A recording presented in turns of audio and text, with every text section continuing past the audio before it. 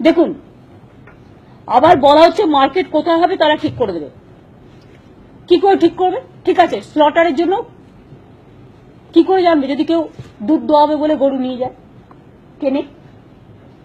আমি কি বলতে পারি তুমি দুধ দোয়ানোর গায়ে কিনবে না? ছাগলের দুধ খায় বাচ্চারা, অনেক সময় অনেক অসুস্থ লোকেরা, ছাগলের দুধ কেনা যাবে না। কখন বলে দেবে মুরগির ডিম খাওয়া যাবে না। আমি তো এখনো মনে করি, আমি ভেজিটেবল খুব ভালোবাসি এবং আমি একদম পক্ষে।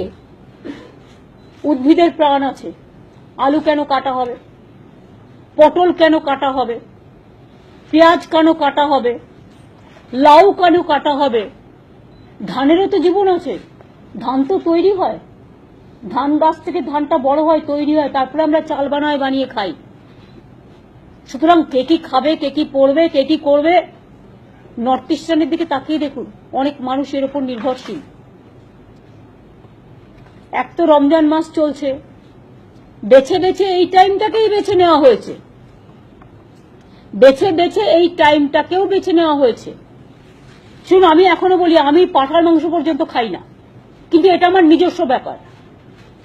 আমি কি খাবো, আমি কি পরবো, কিন্তু অন্যকে কি খাবে আমার কোনো অথরিটি নেই তার মুখে একটা লুকোপ্লাস্টার লাগিয়ে দেওয়ার।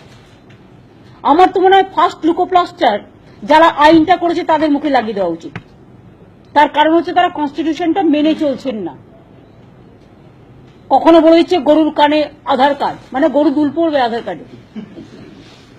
আবার কবে গরুর কানে নাকছাবি দেবে কে জানে।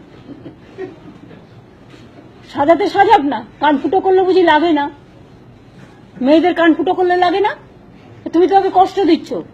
গরুর কানে আধার কার্ড, গরুর নাকে নাকছাবি, একটা করে সোনার হার দিতে পারতো।